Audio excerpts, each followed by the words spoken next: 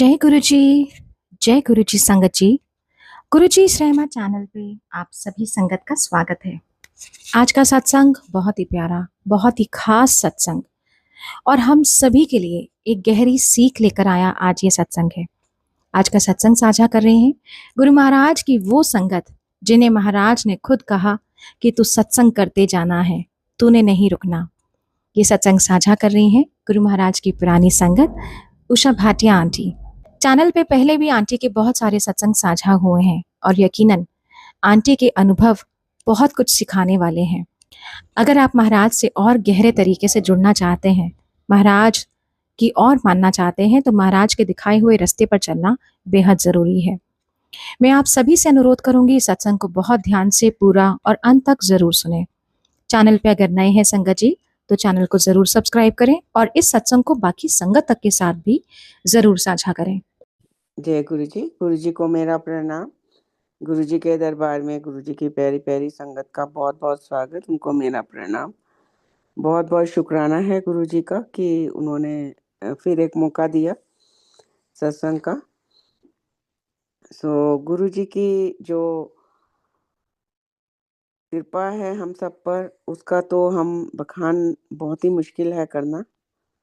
But गुरु जी का आदेश था कि मेरा सत्संग करते जाना है, तो उसमें हम गुरुजी का सत्संग है। कोशिश है कि गुरुजी जो भी बुलवाएं। एक बार फिर से सबका शुक्राना। जय गुरुजी। गुरुजी के वक्त के गुरुजी ने कुछ प्रैक्टिकल सत्संग दिए, अपने चरणों में बिठाया, और ये सारे सत्संग गुरुजी के ही हैं। इसमें हमारा कुछ भी नहीं है, हमारा कोई योगदान नहीं है। ये तो एक गुरुजी का आदेश है कि करते जाना है, तो हम लोग कोशिश करते हैं। गुरु जी ने अपने चरणों में बिठाकर, जितना टाइम गुरु जी मनुष्य रूप में रहे और जितना उनकी ब्लेसिंग्स रही हम पे कि उनके चरणों में बैठ सके, तो गुरु जी ने हमारा बुरा वक्त काटा। और गुरु जी ने अपने पास बिठाकर, अपने चरणों में बिठाकर, जो भी हम लोगों को वो प्रॉब्लम लगती थी, आज सोचो तो कुछ नहीं थी। एक वक्त आता है जब एक कोई समस्या आती है सबकी लाइफ में, और ऐसे लगता है कि अब आगे कोई रोशनी नहीं है। बट ईश्वर पे भरोसा और एक पॉजिटिविटी, वो फिर बाद में लगने लगता है अरे ये तो कुछ भी नहीं था, ये तो घर घर की कहानी है। तो ये गुरुजी के साथ की कुछ जर्नी है, जो कि सबसे पहले हमको घबराना नहीं है अगर कोई कष्ट आता है, और ऐसा कष्ट है कि सामने कुछ भी नहीं, अंधेरा ही अंधेरा आंखों के आगे, और कुछ नहीं है, और उसमें से एक ज्योत निकल कर आती है और सबकी लाइफ में आएगी अगर हम ये सब सत्संग सुन रहे हैं। क्योंकि ये ऐसे सत्संग हैं गुरुजी के कि जिससे हम सबको बहुत आंसर्स भी मिलते हैं कि घबराना नहीं है। सबसे बड़ी बात है कि गुरुजी के यहाँ आके हमको, गुरुजी ने बोला मेरे यहाँ पॉजिटिविटी मिलती है और कुछ नहीं मिलता। तो मुश्किलें हर एक की लाइफ में आती हैं और हम सब हिल जाते हैं, और फिर हम घबराकर कोई और रास्ते पे निकल जाते हैं, और हम जो भी गुरुजी हमको देना चाहते हैं हम ले नहीं पाते हैं। तो इस तरह के गुरुजी के दिए हुए सत्संग हैं। तो जब हम गुरुजी के पास आए और हमारी लाइफ में प्रॉब्लम शुरू हो गई, और उससे पहले लाइफ बहुत स्मूथ थी। एंड गुरुजी आगे का वक्त देख सकते थे। गुरुजी मुझे 95 से आवाज लगा रहे थे मेरी कजिन के थ्रू। बट मेरा मानना था कि मैंने बाबाओं के पास नहीं जाना, और आज गुरुजी उसी आंटी से सत्संग शेयर करवा रहे हैं। तो ये इटसेल्फ इज अ बिग सत्संग। तो गुरुजी के पास जब हम आए तो यहाँ हमको ऐसे लगने लगा, एक वक्त ऐसा आया कि हम लोगों को अब अपना घर जो है बेचना चाहिए, और छोटा लेना चाहिए घर, और हम लोग थोड़े से उसमें कंफर्टेबल हो जाएंगे, like money wise, financial wise. जबकि गुरुजी दूर का देख सकते थे। तो एक दिन ऐसे ही गुरुजी तो हमारे कर्म काट रहे थे। एक दिन गुरुजी रात को बैठे थे, और गुरुजी संगत जी सबने ये वक्त नहीं देखा, बट हम सत्संगों के माध्यम से उसको फ़ील कर सकते हैं उस वक़्त को। तो गुरुजी आके कार्पेट पे वैसे बैठ जाया करते थे कभी किसी संगत के पास और बहुत थोड़ी संगत होती थी जब रात के 2 ढाई बजते थे hardly couple of people like सेवादार सब मिलाकर 5-7 लोग होते थे। तो ऐसा ही एक दिन था रात थी, तो गुरुजी साथ बैठे और गुरुजी ने मेरी जैसे बताया सत्संगों में आप बहुत सुन चुके हो, मेरी बेटी की शादी करा दी, बेटे को भी बाहर भेज दिया कनाडा और बोले कि क्योंकि गुरुजी अंतर्यामी हैं, गुरुजी अंतर्यामी एक बहुत छोटा वर्ड है। गुरुजी तो एक साक्षात ईश्वर धरती पर आए हुए थे। He knew everything, everything means everything क्योंकि ऐसे कई सत्संग हैं कि वहाँ बैठे-बैठे कितने लोगों का उन्होंने कल्याण किया। तो ईश्वर ही कर सकता है बिना उन लोगों को मिले और जो हम लोगों को सब बाद में समझ आया सत्संगों के माध्यम से, जब उन्होंने समझाना था। तो गुरुजी ने ऐसे ही बोला कि घर वड्डा लगन लग गया, जो कि मेरे हस्बैंड हर समय यही कहते थे कि घर को बेच देते हैं और हम छोटा ले लेते हैं और मनी वाइज़ हम काफ़ी कंफर्टेबल क्योंकि कोई भी बिज़नेस सेटल नहीं हो रहा था। हम लॉसेस में जा रहे थे, तो और जो भी हम कमा कर लाए थे बाहर से वो सब अ, लॉस ही हो रहे थे। तो गुरुजी ने मुझे पूछा, मैं गुरुजी के पास थी कि घर वड्डा लगन लग गया अंकल पीछे भाटिया अंकल पीछे पिया है, बेचन लई? तो मैंने कहा हाँ जी गुरुजी और जबकि मैं नहीं थी फ़ेवर में कि हम उस घर को बेचें। सो देन गुरुजी मुस्कुराए और चुप हो गए। तो मैंने अपने अंकल को बोला, अपने हस्बैंड को बोला घर जाते रहने के टाइम कि आपके मन की इच्छा पूरी हो गई है और गुरुजी ने ऐसा क्वेश्चन किया है और अब हमको घर जो है आप बेच सकते हो। तो उन्होंने फटाफट जाके ऐड दे दी। उन दिनों न्यूज़पेपर में ऐड आया करती थी। तो और मैं चंडीगढ़ चली गई 2 दिन अंकल वहीं थे। कोई नहीं आया, 2 दिन की ऐड थी, कोई नहीं आया। ये सत्संग बनना था, संगत जी, इसलिए ये ऐसा हुआ। तो 2 दिन निकल गए पूरा और अचानक से कोई आ जाता है और वो घर देखता है और चला जाता है और कह के जाता है कि मैं अपनी वाइफ़ को ले आऊँ? तो मेरे हस्बैंड ने बोला, "हाँ, आप दिखा सकते हो।" तो वो वापस अपनी वाइफ़ को लेकर आते हैं अंकल और घर देखते हैं, फिर वाइफ़ के साथ अच्छे से देख रहे हैं, तो एक गुरुजी ने हम लोगों को स्वरूप दिया था, जो एक ऐसा स्वरूप तब उन दिनों बड़े-बड़े स्वरूप नहीं होते थे। जबकि वो जो सत्संग कर रहे थे, उन्होंने बोला सबके घरों में बड़े-बड़े स्वरूप हुआ करते थे।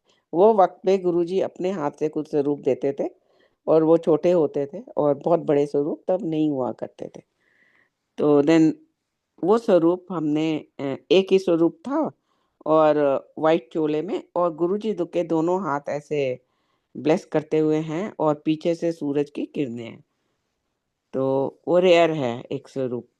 अब कहीं-कहीं मैंने देखा है बट बहुत कम लोगों के पास है। तो वो वाला स्वरूप उसकी कॉपी बन गई होंगी, मुझे नहीं मालूम।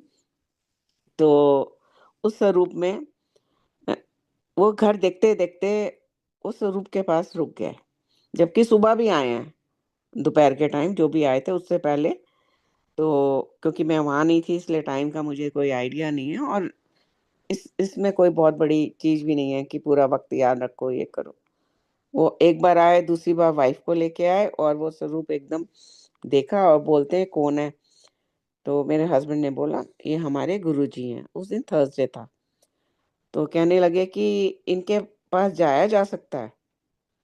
तो मेरे हस्बैंड ने बोला कि, "ऐसे तो नहीं जा सकते। हाँ, मेरी वाइफ़ को गुरुजी का आदेश है कि नए लोगों को लाना है।" तो मेरी वाइफ़ अभी चंडीगढ़ में है और वो वहाँ से निकल चुकी हैं और वो साढ़े 6 बजे तक यहाँ पर 100% होंगी और हम घर से साढ़े 6 बजे निकलते हैं। तो उस वक़्त आप जाओ तो आप हमारे साथ चल सकते हो, नहीं तो हम लोग तो निकल जाएँगे। तो ये बात करके उन्होंने बोला, "पक्की बात है आप मुझे ले जाओगे?" मेरे हस्बैंड ने बोला, "जब बोल दिया तो बोल दिया आपको लेके जाएँगे और मेरी वाइफ़ यहाँ 6:30 बजे तक पहुँच जाएँगी। तो उन्होंने बोला कि मैं जो है साईं बाबा के मंदिर जाता हूँ थर्सडे को, तो मैं वहाँ नहीं जाऊँगा, तो मैं यहाँ आ रहा हूँ। मेरे हस्बैंड ने बोला, "हाँ, ठीक है, आप पहुँचेंगे टाइम से, आप चलेंगे साथ में।"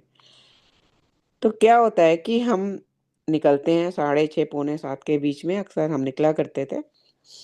तो ये हम वेट करते हैं 5-1 मिनट, तो वो नहीं आए और नहीं दिखे, तो हम बाहर निकल गए घर से कि भई हम तो निकल रहे हैं, अब वो नहीं पहुँचे तो उनकी अ, ब्लेसिंग्स हैं जो भी हैं, उनको ब्लेसिंग नहीं मिलनी होंगी, ऐसा सोच के हम निकले हैं। जैसे ही हम गेट पर पहुँचते हैं तो कोई कस्टमर आ जाते हैं, तब मेरा वहाँ पे जहाँ दरबार है, वहाँ एक मेरा पार्लर और वो हुआ करता था, शोरूम। तो उन लोगों ने एकदम भागते आए, कोई लोग कहने लगे कि प्लीज़ हमको दे दो, तो जनरली हम क्या उनको जवाब देते थे, भई नहीं, अब हमारा टाइम हो गया, हम यहाँ नहीं हैं, आप कल आ जाओ, कल आ जाना। तो देन दे सेड कि नहीं-नहीं हमारी फ्लाइट है, ये है, वो है, हमने 1-2 चीज़ें देखी हैं, तो प्लीज़ हम ज़्यादा टाइम नहीं लेंगे, तो आप प्लीज़ हमको वो सामान लेने दो। तो हम एक-दूसरे की शक्ल देखने लगे, हमने कहा चलो हो सकता है इन द मीन टाइम वो भी आ जाएँ जिनको आना था। तो मेरे हस्बैंड उनको शोरूम खोल के उनको सामान दे देते हैं और कहने की बात होती है 15-20 मिनट तो लग ही जाते हैं पेमेंट लेने-देने में। तो हम जैसे ही बाहर निकले और वो पहुँच गए, बड़े घबराए हुए से, कहते हैं कि ओहो! मैं तो लेट हो गया और मैं तो 2 बार हो गया हूँ और मेरा ड्राइवर मुझे कहाँ से कहाँ पता नहीं घुमा के ले गया और मैं घर ढूँढ-ढूँढ के मैं दिमाग खराब हो गया और मैं इसको गुस्सा करे जा रहा हूँ कि भाई मैंने उनको बोला मैं पहुँचूँगा और मैं पहुँच नहीं पा रहा और हम कहीं से रास्ता पूछते हैं, तो वो कहते हैं ये तो आप फ़ेज़ 1 में खड़े हो, वो तो फ़ेज़ 4 में है और मैं इसको अपने ड्राइवर को बहुत बुरी तरह से गुस्सा कर रहा हूँ, तो एकदम से कहता है साहब यही तो रहा उनका गेट लेन। तो अब संगत जी सोचो फ़ेज़ 1 कहाँ और फ़ेज़ 4 कहाँ? तो वो एकदम ही वहाँ पर पहुँच जाते हैं और कहते हैं मैं बस पहुँच गया तो आप मुझे ले चलो। तो हमने उनको बोला ठीक है आप अपनी कार पीछे लगा लो। तो हम चल रहे हैं, हम तो तैयार हैं। हम चल पड़े। तो वहाँ पहुँचे और गुरुजी क्योंकि हम लेट हो चुके थे। जनरली मुझे होता है कि मेरे को गुरुजी को कैबिनेट पे बैठे देखना है। तो उस दिन गुरुजी रूम में से चोला चेंज करके सिंहासन पर बैठ चुके थे। तो हम आगे ही जगह हमको मिल गई और हम आगे बैठ गए। ये मेरे आगे थे, मैं इनके पीछे थी। ऐसे रो रो में बैठते थे सब लोग। तो मैं थोड़ी देर में मैं क्या देखती हूँ कि ये जो अंकल हैं, वो कभी उ उनके हाथ ऊपर जा रहे हैं, हाथ जोड़-जोड़ के ऊपर तक ले जा रहे हैं अपने जैसे हाथ जुड़े हुए नमस्ते की पोज़ीशन में, जय-जय करने की पोज़ीशन में। कभी अपने को थप्पड़ लगा रहे हैं बाजुओं पे, कभी और अजीब-अजीब सी वो अब कभी अपने को नोचने लग रहे हैं, कभी अपने बाल पुल कर रहे हैं, कभी कुछ, कभी कुछ। तो मैं गुरुजी की तरफ देख रही हूँ और गुरुजी मुस्कुरा रहे हैं क्योंकि ऐसे ही एक और किसी को हम ले गए थे सरदार जी को, तो उन्होंने गुरुजी के चरण पकड़ लिए और छोड़े ही ना और गुरुजी बोले कि ये सारी ब्लेसिंग कहना मैनू ही दे दो। केड़े-केड़े कमले फड़ के ले आंदी है आंटी तू? तो मैं कहा अभी गुरुजी फिर मुझे बोलेंगे कि ये और कोई कमला फड़ फड़ ले आई हैं, ये की हरकतें कर रहा है? मुझे बड़ा ही डर लग रहा था कि ये पता नहीं क्या करी चले जा रहे हैं। इतने में काफ़ी देर बाद ये सब कुछ चलता रहा। लंगर का टाइम हो गया और लंगर लेने से पहले गुरुजी अपने हाथ से प्रसाद दिया करते थे। तो हम लोग बाहर निकले और ये एकदम बोलते हैं कि हम लोग बाहर जाके खाते थे। शबद वाणी का लास्ट शब्द होता था और प्रसाद आता था और हम लोग वो कुछ टाइम चला फिर गुरुजी टाइम टू टाइम चीज़ें चेंज किया करते थे। तो हम लोग बाहर जाके प्रसाद खा के, हाथ धो के फिर लंगर के लिए अंदर चटाई पर आकर बैठा करते थे। तो अब वो अंकल मुझे बोलते हैं कि ओह माय गॉड! आपको पता है गुरुजी के माथे पे पूरा ब्रह्मांड चल रहा है। आपने भी देखा होगा, तो एक मूवी चल रही है। तो मैंने कहा कि नहीं हमें तो कुछ नहीं दिखाई दिया क्योंकि मैं तो गुरुजी की तरफ देख ही रही थी जब ये सब हरकतें कर रहे थे। तो कहते हैं कि आपने नोटिस नहीं किया? अरे वो तो मूवी अभी भी चल रही है, आप चलो अंदर, मैं आपको दिखाता हूँ। उसमें तो पूरा ब्रह्मांड चल रहा है, एक पिक्चर चल रही है उनके मस्तक में। तो मैंने कहा अंकल, फिर मैं समझ गई, मैंने कहा अंकल आपको गुरुजी ने ब्लेस कर दिया, आपको कुछ चीज़ें दिखाई हैं, वो हर कोई नहीं देख सकता। तो कहते हैं ऐसा कैसे? वो तो साफ चल रहा है, तो इतना क्लियर पिक्चर है, तो वो तो जितने लोग बैठे हैं सब देख रहे होंगे। मैंने कहा नहीं अंकल, आप को ज़्यादा ब्लेसिंग्स दे दी हैं गुरुजी ने, तो आपके लिए था वो। तो अंदर हम नहीं जा सकते वापस, हम लंगर के लिए जाएँगे, ये खा के, प्रसाद ग्रहण करके फिर हाथ धो के अंदर जा सकते हैं, ऐसे नहीं जा सकते। चलो हो गई बात, हम लोग लंगर हुआ, गुरुजी ने हमको रोका, फिर नेक्स्ट मॉर्निंग ही अंकल का एकदम फ़ोन आता है कि मैं आप लोगों से मिलना चाहता हूँ। तो हमको लगा कि अब वो जो मकान की है डील करने आना होगा इनको। तो हम मेरे हस्बैंड ने बोला हाँ ठीक है आप आ जाओ। बोले मैं बस अभी निकल रहा हूँ, मैं गुड़गाँव में ही रहता हूँ और मैं आपके यहाँ 10-15 मिनट में पहुँच रहा हूँ।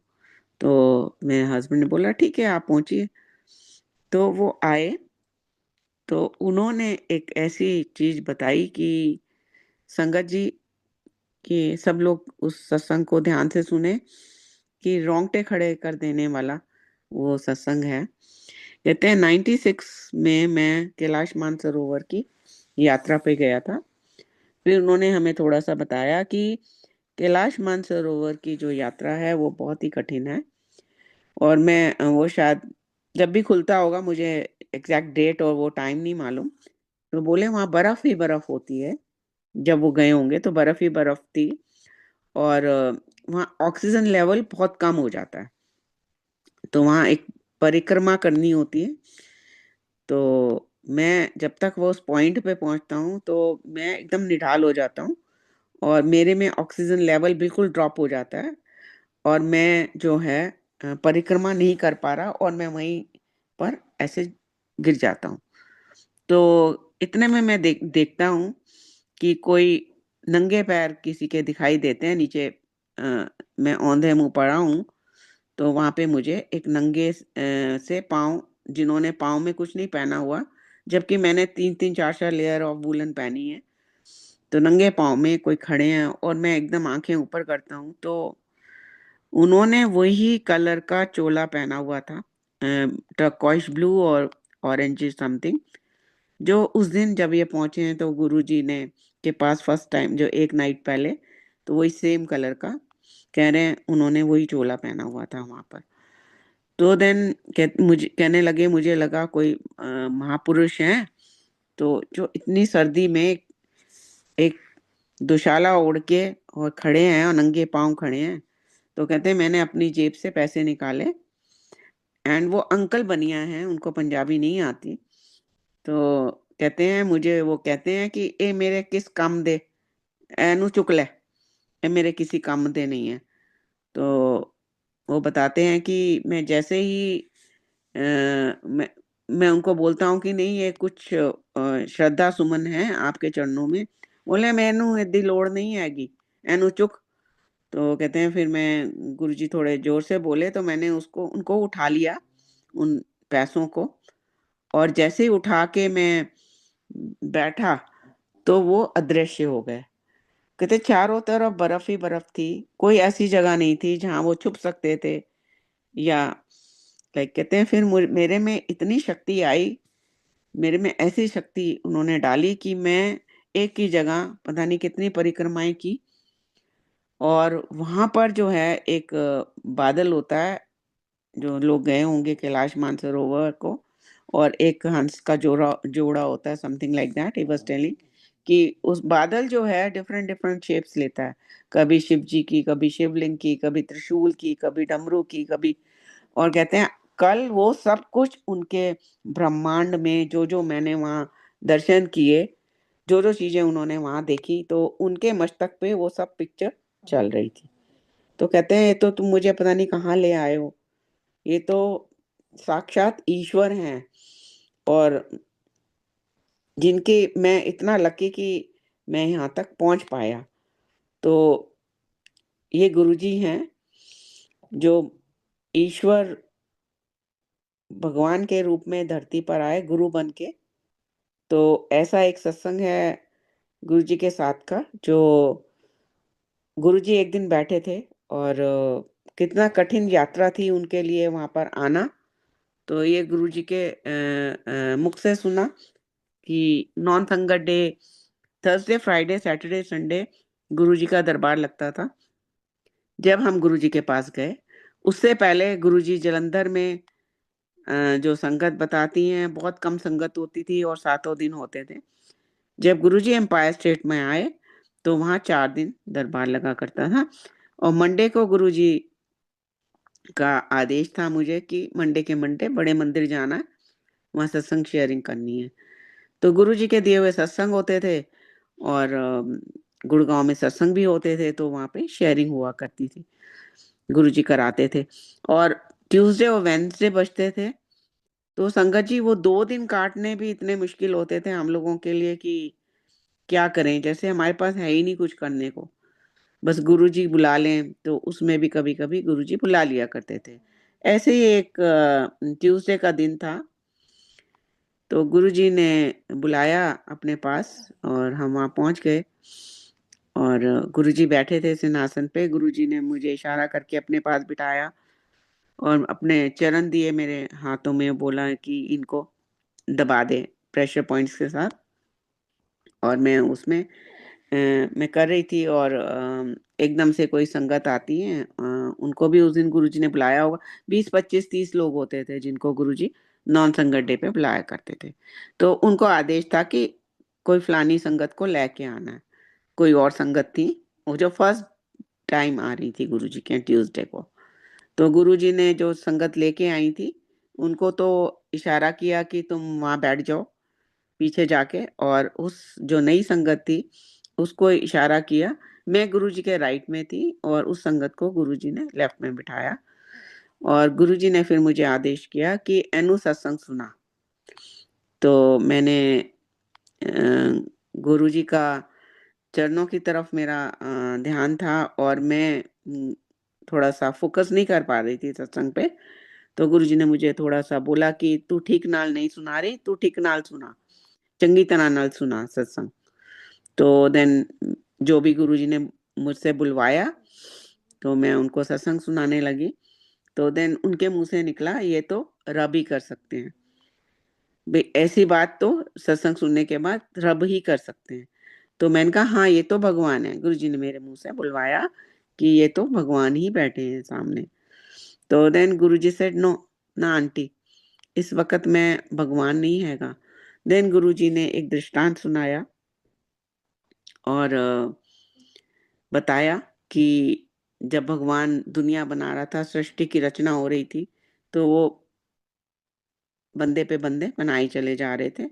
तो भगवान की जो है माँ बहुत परेशान हुई कि भाई तू इतने बच्चे बनाई जा रहे हैं, तो कल नू ਇਹਨਾਂ ਨੂੰ ਕੋਈ ਤਕਲੀਫ ਹੋਏਗੀ ਤਾਂ ਫਿਰ ਉਹਨੂੰ ਤੂੰ बैठ के ऊपर परेशान होएगा, भाई तेरे बनाए हुए बच्चे है सारे, तो तेनू तकलीफ होएगी, तो ऐदा किदा होएगा। देन गुरु जी ने कहा कि भगवान ने कहा कि नहीं, मैं गुरु रूप में धरती पर जाऊंगा और मैं उनका प्रॉब्लम्स को, उनके दुखों को हरूंगा, अपने ऊपर लूंगा। मनुष्य रूप में धरती पर जाके गुरु रूप में धरती पर जाऊंगा और उनके दुखों को मैं हरने जाऊंगा जब तकलीफें बढ़ जाएंगी। तो आंटी पहला स्थान गुरु दा, क्योंकि बहुत कठिन तपस्या करके धरती ते आंदा है, विरले ही आंदे है धरती ते। दूजा स्थान तुसी लोगां दा, संगत दा। फिर ओदे बाद कोई देवी देवता ते भगवान आंदे है, भगवान ते देवी देवता आंदे ओदे बाद। अगर मेरी संगत है जो मैनू प्यार कर दी है, तो मेरा अस्तित्व है, नहीं तो मेरा संगत बगैर अस्तित्व नहीं है। तो जो गुरु है वो कष्टां नू हरदा है, फिर संगत के प्यार नाल उनको और एनर्जी मिलती है।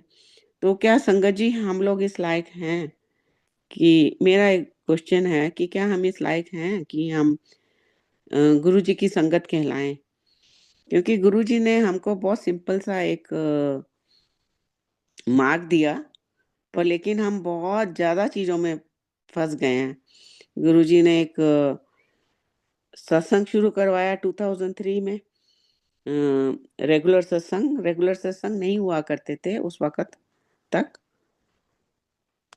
गुरु जी ने वीकली सत्संग स्टार्ट करवाया और उसमें उन्होंने कैसेट दी और गुरु जी ने जो शब्द चुने उन पे मोहर लगाई, उसमें वो शब्द थे और बोला ये 1.25 घंटा 1.5 घंटा लगाओ और फिर सत्संग शेयरिंग करो और फिर लंगर प्रसाद। तो ऐसा गुरु जी ने बहुत सिंपल सा हमको सत्संग दिया था और बोला कि एक स्वरूप दिया था छोटा सा और बोला एनू साफ कपड़ा बिछा के उत्थे रख के ओदे अगे बैठ जाओ और सत्संग।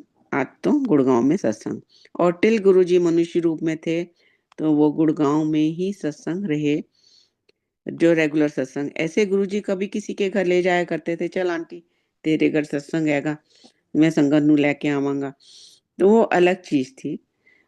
पर एक रेगुलर विद डिसिप्लिन के साथ जो गुरुजी ने सत्संग दिया, वो टिल गुरुजी मनुष्य रूप में थे तो वही सत्संग था जो गुरुजी ने गुड़गांव में स्टार्ट कराया। 4 आंटियां थी उसमें, उनको बुला के 1 संडे 2 संडे 1 महीने में 4 संडे होते हैं।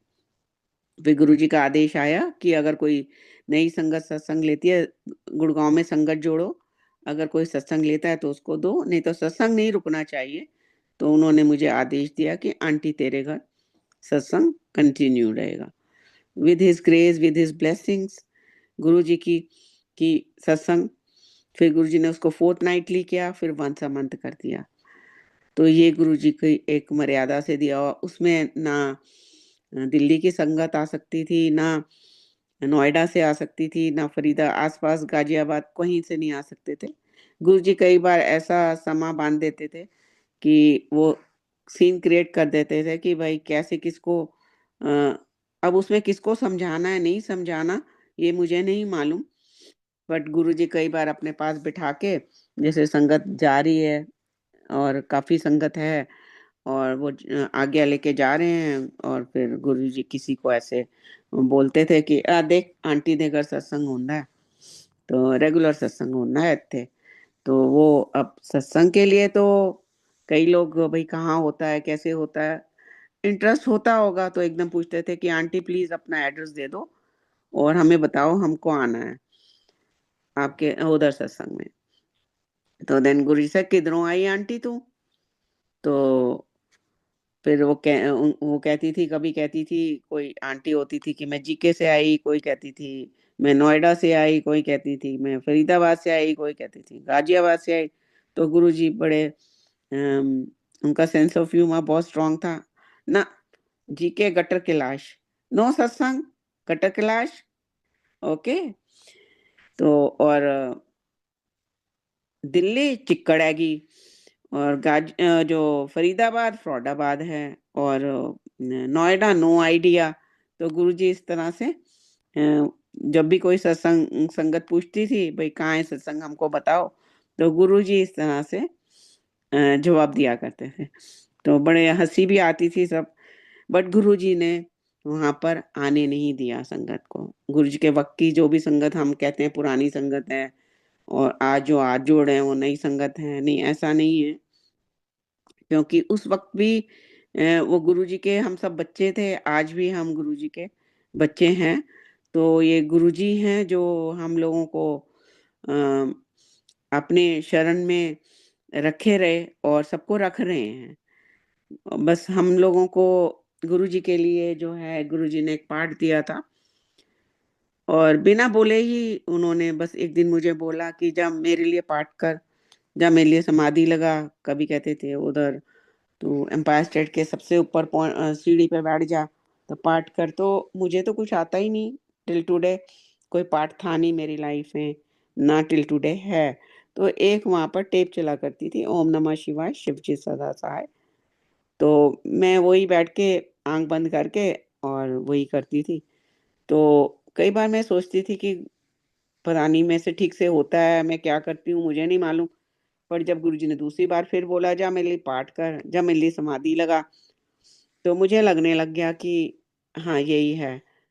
तो आज भी मेरी लाइफ में और कुछ नहीं है, बस गुरुजी ने जो दिया, कोशिश करते हैं हम लोग। तो गुरुजी इस चीज़ से बहुत खुश होते थे कि कोई उनके लिए पाठ कर रहा है। ऐसा एक सत्संग है, क्योंकि पहले ओम नमः शिवाय शिव जी सदा सहाय चलता था। तो फिर एक दिन जैसा कि मैंने बताया कि गुरुजी का आदेश था कि मंडे के मंडे जाके सत्संग शेयर करना है। तो मैं चली जाती थी मंदिर, बड़े मंदिर तो सुबह जाती थी, तो तब थोड़ी-थोड़ी संगत आती थी, 20, 25, 30 ऐसे करके। एक छोटी एल्युमिनियम की केटल हुआ करती थी, मुझे याद है। तो वही भर के चाय प्रसाद बनानी, और वहाँ पर जो दरबार के गुरुजी का जो मेन दरबार है, उससे बाहर आते हैं या अंदर जाते हैं, तो एक मार्बल की कॉफ़ी टेबल उसको गुरुजी कहा करते थे, वो बनी होती थी, तो वहाँ रख दिया जाता था उस केटल को, और संगत आती थी और उनको चाय प्रसाद, समोसे हो जाते थे, कई बार लड्डू हो जाते थे, तो वो लेते थे सब लोग। फिर वहीं पे बैठ के गुरुजी सत्संग शेयर कराते थे और संगत सारी सामने बैठ जाती थी, 25-30 लोग होते थे। इस तरह से चलता था। फिर 2-3 घंटे बाद फिर हो जाती थी, ऐसे दिन में 4-5 बार। फिर वो छोटी केटल बड़ी केटल में चेंज हो गई और बड़ी हो गई, फिर ड्रम आ गए। फिर अब तो पता नहीं क्या-क्या है वहाँ पर, विद गुरुजीज़ ग्रेस। तो इतनी संगत है कि मुझे मालूम भी नहीं है वहाँ पे अब का कैसे होता है चाय प्रसाद का। तो इस तरह से गुरुजी सत्संग करवाते थे बड़े मंदिर में। तो ऐसे ही एक दिन हम शिव मूर्ति, जो बाहर वाली शिव मूर्ति है, वो उसके आगे धुलाई हो रही थी, तो ऐसे 2-3 रो में हम लोग करते थे। एक बड़े वाइपर लेके मोटा-मोटा पानी, एक संग 2-3 संगत मिलके निकाल देती थी, फिर पीछे-पीछे 2-3 वाइपर लेके और संगत होती थी, फिर कोई और करके ड्राई करते थे। तो ये सब कर रहे थे, कर जैसे ही हुआ तो एकदम से कुकी आंटी, मुझे याद है, कुकी मरवा आंटी थी, वहाँ पे क्षमता आंटी थी, वीना सिंह आंटी, ऐसे 5-7 लोग थे। तो एकदम मुझे क्योंकि वो लोग अलाउड नहीं थे गुड़गाँव सत्संग में, तो उन्होंने एकदम मुझे पकड़ा और बोला कि आंटी अब बैठ जाओ इधर, शिव मूर्ति, जहाँ शिव मूर्ति है और जहाँ आज गुरुजी की समाधि है, वो एक गार्डन हुआ करता था। तो उसकी एक बाउंड्री वॉल आज भी वैसे ही रखी हुई है इंटैक्ट। तो उस बाउंड्री छोटी-सी बन्नी पे उन्होंने बिठा दिया और बोला कि सत्संग सुनाओ आंटी। तो हम सत्संग शेयरिंग शुरू हो गई। फिर एक ऐसा सत्संग था, वो ये था कि गुरुजी ने मुझे बोला कि मैं तेरे घर आऊँगा। तो मैं बहुत खुश हुई मन ही मन, मैं ऐसे अम, अपनी पूरी वो कि गुरुजी आएँगे तो ऐसे करेंगे ये वो, तो मैं वेट करती रही, गुरुजी नहीं आए। फिर दूसरे दिन दूसरी बार फिर गुरुजी ने बोला कि मैं तेरे घर आ रहा हूँ संगतों के साथ, तो तैयारी कर ले। तो अब फिर मैंने अपना सोचना शुरू कर दिया कि गुरुजी आएँगे, मैं रोज़ पेटल्स लेकर थाली में खड़ी होंगी, ऐसे-वैसे। तब तक गुरुजी वहाँ नहीं आए। फिर एक दिन फिर गुरुजी ने कहा, मैंने कहा गुरुजी आप कहते हो, आते तो हो नहीं। एक दिन क्या होता है इन बिटवीन कि जैसे मैंने बताया, मेरा बिज़नेस था और क्लाइंट्स भी आते थे और स्टाफ भी था। तो जो भी आए अंदर वो यही बोले कि आज आपका बर्थडे है? तो मैंने कहा नहीं, आपके सर का बर्थडे होगा? मैंने कहा नहीं। एनिवर्सरी होगी? नहीं। बच्चों का किसी का? नहीं। कहते हैं जैसे ही हम आपकी लेन में आते हैं ऐसे लगता है कि लाखों बुकेज़ आपके घर में आए हुए हैं और बहुत ही प्यारी-सी एक अलग-सी मिक्स सी खुशबू आ रही है। इतनी स्ट्रॉन्ग है कि उसको हम वर्ड्स में नहीं बयान कर पा रहे। तो हमको लगा आपका घर आज बुकों से भरा होगा। तो जो भी आए वो यही बात करे, जो भी स्टाफ आए वो यही बोले। तो पर मुझे कुछ नहीं समझ आ रहा, ना मुझे कोई फ्रेग्रेंस आ रही है, ना मुझे कुछ। अब एक जना झूठ बोल सकता है, 2 बोल सकते हैं, 3, किसी को सपने तो आ नहीं रहे। तो अब जो आए घर के अंदर वो यही बोले। तो वो कह रहे इतनी स्ट्रॉन्ग है कि बाहर से आ रही है लेन से। खैर बात खत्म हो गई। फिर जब गुरुजी ने फिर मुझे बोला तो कहंदे ले पूरा दिन मैं तेरे घर सीगा, पूरा दिन मैं उत्थे दुनिया ਨੂੰ ਪਤਾ ਚੱਲ ਗਿਆ, ਕਮਲੀ ਭਾਟੀ ਆਂਟੀ ਨੂੰ ਨਹੀਂ ਪਤਾ ਚੱਲਿਆ। ਕਿੰਨੇ ਮੈਂ ਸਾਰਾ ਦਿਨ ਉੱਥੇ ਬੈਠਾ ਰਿਹਾ, ਦੁਨੀਆ ਨੂੰ ਬਲੈਸ ਕਰਦਾ ਰਿਹਾ, ਤੇ ਆਂਟੀ ਨੂੰ ਤਾਂ ਪਤਾ ਹੀ नहीं है, ਤੇ मैं तो गेड़ा भी मारी आया। तो फिर संगत के मुंह से सबसे ये निकला, वाओ गुरुजी हमारे लिए क्या नहीं करते। तो हम गुरुजी के लिए क्या कर सकते हैं। तो बड़ी अच्छा क्वेश्चन था। तो अब हम लोग कुछ-कुछ बोल रहे हैं कि देखो हम यहाँ आंटी आती हैं, फिर आंटी सत्संग शेयर करती हैं और चाय प्रसाद वगैरह में तो हम घर भी करते हैं। तो इसमें तो हम गुरुजी के लिए कुछ नहीं कर रहे। और नहीं अभी हमने सफाई करी, ये किया, वो किया, तो देन वो घर भी करते हैं। और अगर हम यहाँ आके कर भी रहे हैं, तो ये तो सेवा तो कुछ भी नहीं है इसके अंदर। कहीं न कहीं बैक ऑफ द माइंड हमारे दिमाग में है कि हम यहाँ आके अपने कर्मों को काट रहे हैं, अपने टब्बर के कर्मों को काट रहे हैं, या हम अ,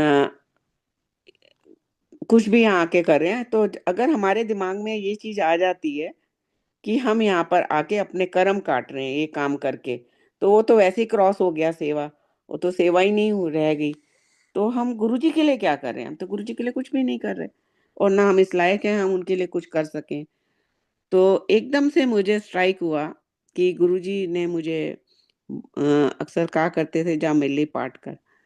तो मैंने कहा कि हम क्यों ना गुरुजी के लिए पाठ करें। ऐसे मैंने उनको बताया कि गुरुजी ने मुझे बोला जा समाधि लगा मेरे लिए पाठ कर, जा ऐसे कर। तो मेरे को याद भी रहा वो मोमेंट पे, तो सब लोगों को ये चीज़ बहुत अच्छी लगी। तो हम शिव मूर्ति के आगे बैठ के ओम नमः शिवाय, शिवजी सदा सहाय, ओम नमः शिवाय, गुरुजी सदा सहाय का पाठ शुरू हो गया। और गुरुजी एम्पायर स्टेट में बैठे हैं, उनको सब पता था कि क्या हो रहा है बड़े मंदिर में। तो देन ऐसे 5-6 हफ्ते चला, फिर टाइम फिक्स्ड हो गया कि आंटी क्यों ना हम 7 बजे का टाइम कर लें, तब संगत भी ज़्यादा होती है, शाम को सब अपने काम-वाम निपटा के आ जाया करते थे। तो नियरली 100 150 संगत हुआ करती थी। तो आइडिया अच्छा लगा, भई एक टाइम फिक्स कर दो कि संगत भी उस टाइम पे पहुँच जाएगी। तो शिव मूर्ति के आगे संगत जी इमेजिन करो कि खाली-खाली मंदिर है, शिव मूर्ति है, साफ-सुथरा, इतना प्यारा अ, मंदिर और बिल्कुल खाली, और वहाँ हम बैठे हैं, गुरुजी का ऑरा, वहाँ के डिविनिटी, वहाँ इट्स लाइक स्वर्ग में बैठे हो आप। और ज़ोर-ज़ोर से सब लोग मंत्र जाप का उच्चारण कर रहे हैं। और मैं उस समय गिना करती थी और गुरुजी ने मना भी नहीं किया कि गिनो मती या ऐसे मत करो। तो मैं उँगलियों पे एक उँगली में 3 वो खाने होते हैं तो 15 हो गए, ऐसे करके 100 से ऊपर चला जाता था संगत जी। आज मैं सोचती हूँ हाउ इज़ इट पॉसिबल कि हम इतने उच्चारण से कि कर रहे हैं मंत्र जाप और ऊँची आवाज़ में कर रहे हैं और 100 से ऊपर तक का वो मंत्र जाप पहुँच रहा है। तो ये पॉसिबल है ही नहीं किसी भी कीमत पे। बट गुरुजी हैं तो एवरीथिंग इज़ पॉसिबल। तो फिर बा पीछे से आवाज़ आती थी कि आंटी बंद क्यों हो गया? अभी तो कनेक्शन बैठा था। इस तरह से वो चलता रहा। तो एक और मंडे आया, तो कुछ सारे संगत वहाँ इकट्ठी नहीं हुई, वही पॉलिटिक्स आ गई, ग्रुप्स में डिवीज़न हो गया। लाइक कि आंटी ने अपने आप से गुरुजी सदा सहाय शुरू करा दिया, समथिंग लाइक दैट। तो वहाँ जेठरा अंकल ने बोला कि आंटी, मैंने कहा अंकल सारे लोग क्यों नहीं इकट्ठे हुए? तो उधर क्यों बैठे हैं लोग? तो अंकल बोला कि आंटी क्वेश्चन है सबका कि ये गुरुजी की मर्ज़ी से हो रहा है या आपने कराया? तो मैंने कहा बट ऑब्वियस है गुरुजी को पता ही होगा। तो कहते नहीं आप ना जाके संगत का कहना है कि गुरुजी से पूछ लो पहले, कि जो यहाँ हो रहा है वो ठीक हो रहा है? तो मैंने मन में सोचा हमने कोई गलत काम नहीं किया, कुछ नहीं किया। नहीं आंटी संगत का है क्वेश्चन तो पूछना है। तो आप थर्सडे को जाओगे तो आप पूछ लेना गुरुजी से। तो मुझे थोड़ा-सा बड़ा वियर्ड सा लगा और मैंने मन में सोचा मैं तो गुरुजी से नहीं पूछने वाली। मैंने कहा ठीक है अंकल जिसने आना है वो आएँ, नहीं आना मत आएँ। तो कुछ एक ग्रुप 8-10 लोगों के इधर-उधर बनने लग गए, बाकी लोग आ गए और मंत्र जाप चलने लग गया। जब थर्सडे आया, मैं गुरुजी के पास गई। फिर गुरुजी ने मुझे बुलाया और बोला कि ਹੋਰ ਆਂਟੀ ਮੰਡੇ ਦੇ ਮੰਡੇ ਕੀ ਹੋ ਰਿਹਾ ਹੈ? सत्संग कितने बजे पहुंच जाती है मंदिर? फिर मैंने बताया गुरुजी को। हाँ वो तो मैनू पता है। फिर साथ में गुरुजी भी वो तो मैनू पता है। फिर किन्ने वारी चाय प्रसाद बन जाता है, फिर किन्नी किन्नी संगत हो जाती है एक वारी विच शेयरिंग विच। तो मैंने कहा हाँ गुरुजी ऐसे 20 कभी 25 कभी 15। तो कहते हाँ चंगा है, सारा दिन सत्संग चलता है। तो होर की चल रहा है आंटी उत्थे? मैंने कहा नहीं गुरुजी और तो कुछ नहीं चल रहा। ना कुछ 5-7 हफ्ते तो कुछ चल रहा है। तो मैंने कहा नहीं गुरुजी। फिर एकदम मुझे स्ट्राइक होता है, हाँ गुरुजी वो मंत्र जाप शुरू कराया है। तो फिर एकदम अगर अंकल होते तो अंकल पूरी मेरी एक्टिंग करते हैं और मैं ऐसे गुरुजी के सामने बैठी हूँ और मेरे दोनों हाथ ऐसे हो जाते हैं कांपते हुए कि गुरुजी कुछ गलत तो नहीं हो गया। एंड संगत जी गुरुजी मनुष्य रूप में हैं और ये गुरुजी का वचन है, ये उनका बोला हुआ मनुष्य रूप में कि इस तो वधिया कम होर की होगा कि गुरु ਲਈ कर रहे हो पाठ। तो ये गुरुजी का मनुष्य रूप का वचन है। ये कोई बनाया हुआ नहीं है, ये कोई इमेजिनेशन नहीं है, ये कोई सपना नहीं है, ये कोई टेलीपैथी नहीं है, ये साक्षात मनुष्य रूप का सत्संग है। सो अगर हम लोगों को कुछ समझ आता है तो बहुत अच्छी बात है, क्योंकि नहीं तो गुरुजी का एक वचन है कि गुरुजी का जो लास्ट डे गुरुजी ने मुझे अपने पास बिठाया, उस दिन उन्होंने बहुत चीज़ें समझाई और गुरुजी की हथेली ऐसे थी कि आने वाले टाइम में बहुत भीड़ होगी। फिर गुरुजी ने मुट्ठी बंद की, बोला मुट्ठी भर संगत भी नहीं होनी आंटी। फिर उसके बाद उँगलियाँ निकाली गुरुजी ने और बोला इन्हां विचों भी अगर कोई लै गया मुट्ठी भर संगत विचों तो समझ लो वड्डा कल्याण करा गया। तो तू अपना काम करी जाई, तू सत्संग करी जाई, जिन्हों समझ आऊगा जिदा कल्याण होना होगा तो सत्संग शेयर करते जाना। तो संगत जी बहुत लोगों को इस चीज में वो है प्रॉब्लम कि गुरुजी सदा सहाय क्यों लगाया, मूल मंत्र बीज मंत्र पता नहीं क्या क्या गिना देते हैं। ये गुरुजी के मनुष्य रूप की ही चीज है और गुरुजी ने जो है ये सत्संग दिए हैं और उसमें ये है कि हम अगर अपने गुरुजी को कुछ दे सकते हैं, अगर हम तो इस लायक है नहीं, तो हम उनके लिए पाठ किया करें। तो और आप चलते फिरते जब भी मौका लगे तो ये पाठ करते हुए गुरुजी ने कोई ऐसा नहीं बोला कि ये अमृत वेले उठ जाओ या तुम, उसका भी एक सत्संग है जो काफी बार गुरुजी शेयर करवा चुके हैं, सत्संग में से सत्संग निकल रहे हैं। सो देन जब मैं गुरुजी के पास आई, जैसे कि मैंने आप लोगों को बताया कि मेरी लाइफ का जो वर्स्ट पीरियड था, जो गुरुजी ने अपने चरणों में बिठा के काटा, तो मन में ऐसे ही विचार उठते थे कि भाई क्योंकि सब कुछ बहुत बढ़िया चल रहा था पहले, जब से गुरुजी की आवाज आई तो गुरुजी कर्म काट रहे थे हमारे बेसिकली। भगवान हम लोगों को जब कष्ट दे के कर्म काटता है, ऐसा मेरा 100% मानना है। ये गुरुजी ने मुझे सिखाया है बहुत क्लियरली। तो इसलिए शायद गुरुजी ने बोला हो कि मेरा सत्संग करते जाना, क्योंकि हम सबकी लाइफ में कष्ट आते हैं और कष्टों के बीच में ईश्वर हैं जो गुरुजी जो वचन बोल गए हैं और वो उसको फुलफिल करते हैं। ऐसा गुरुजी के दिए हुए सत्संग हैं। तो इस तरह से वहाँ पे गुरुजी ने मुझे एक दिन बोला कि तू शब्द सुनिया कर। तो मैंने कहा गुरुजी मुझे पंजाबी नहीं आती। तो गुरुजी का पंजाबी है ही नहीं पहले तो। फिर अनु सुनेगी तो समझ आऊगी, तो समझने की भी लोड़ नहीं है अगर समझ नहीं आ रही, बस सुनिया कर।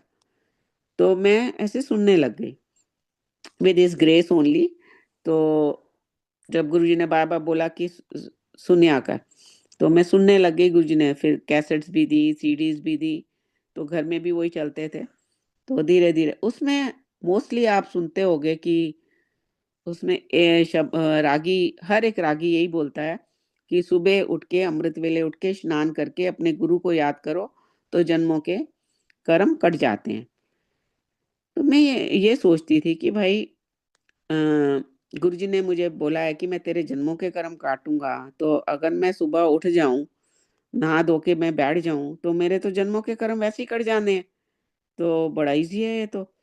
तो अब मैं लोगों से वहाँ पूछ रही हूँ कि भई अमृत वेला का एक्यूरेट टाइम क्या है? वो किसी को नहीं मालूम था, क्योंकि शब्दों में भी नहीं आता वो टाइम।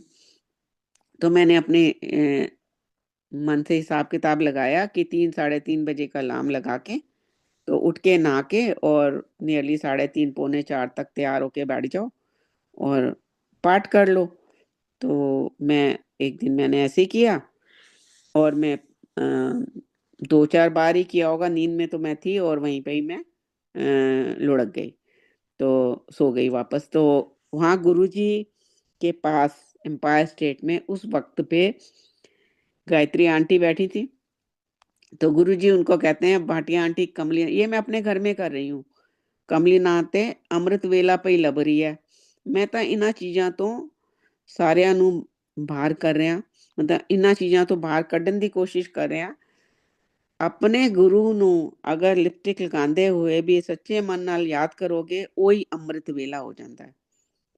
तो ये गुरुजी ने हम लोगों को इतना सिंपल रास्ता दिया है, इतना सिंपल रास्ता दिया है कि सच्चे मन के साथ कि अपने गुरु को याद करो, तो और अपने गुरु के लिए पाठ करो, तो वही अमृत वेला है। चाहे आप चलते हुए, वॉक करते हुए या आप जब भी खाली बैठे हो, तो कोई गेम खेल रहे हो, तो उसमें आप अपने भगवान को याद कर सकते हो और ये कह के उनको अर्पित करो कि गुरुजी ये आपके लिए है, और भगवान से एक प्रार्थना भी कर लें छोटी-सी कि ईश्वर मेरे गुरु को हमेशा खुश रखें, प्रसन्न रखें, उनको कभी कोई कष्ट ना हो, और यही अरदास है मेरी आपसे। तो हमारे गुरुजी उससे बहुत खुश हो जाएँगे। अगर सब मिलकर हम ये अरदास भी एक छोटी-सी कर लें, तो गुरुजी खुश होकर हम लोगों को ही ब्लेसिंग्स देंगे। उसमें भी हमारा स्वार्थ है। तो हम अपने ईश्वर को कुछ नहीं दे सकते। लंगर में 10 चीज़ें रख के कुछ नहीं होने वाला। और बहुत ज़्यादा गुरुजी को हाँ पसंद थी फूलों की सजावट, बट ऐसे नहीं कि एक बहुत ही एक नेक्स्ट लेवल पे ले जाओ और लोगों को दिखाने के लिए कि हमने इतना लाखों में सत्संग किया, हमने वो किया। नहीं, गुरुजी एक छोटी-सी झोंपड़ी में भी एक साफ-सुथरी जगह पे गुरुजी का स्वरूप रखोगे, जैसा कि गुरुजी ने स्वरूप दिया हम लोगों को और बोला कि साफ कपड़ा बिछा के। ये नहीं हमको बहुत फैंसी चोले बनवाने हैं या हमने बहुत फैंसी स्वरूप बनाने हैं या हमने बहुत ग्रैंड सत्संग करना है या हमने 5 स्टार में करना है। तो एक बार मुझे बोला कि प्राणु कहीं उत्थे आगरा सत्संग करेगा। तो मैंने कहा, "हाँ, हाँ गुरुजी करूँगा।" मैंने कहा, "हाँ, ज़रूर करेगा गुरुजी।" तो मैंने कहा, "हाँ, वो तो ना जिथे इस तरह जिथे गुड़गाँव विच होया इदां दा कर ले।" मैंने कहा, "गुरुजी वो तो 5 स्टार में भी कर लेगा।" तो गुरुजी कहा, "ना 5 स्टार नहीं।"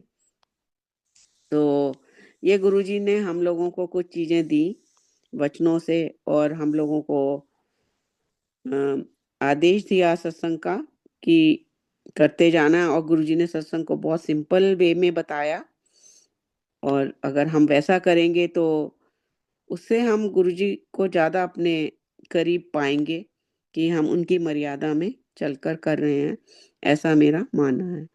तो बहुत-बहुत शुकराना संगत जी, जय गुरु जी। शुक्राना गुरु महाराज, बहुत बहुत शुक्राना। Thank you so much aunty, इतना प्यारा और इतना भावपूर्ण सत्संग सुनाने के लिए और हम सभी संगत का मार्गदर्शन करने के लिए। उम्मीद है आज के सत्संग के माध्यम से संगत जी आपके बहुत सारे अनसुलझे सवालों के जवाब जरूर मिले होंगे, क्योंकि यही कोशिश रहती है कि पुरानी संगत के माध्यम से हम गुरु महाराज को और अधिक जान पाएं, उनके और अधिक करीब आ पाएं। इसी कामना के साथ जय गुरु जी, शुक्राना गुरु महाराज।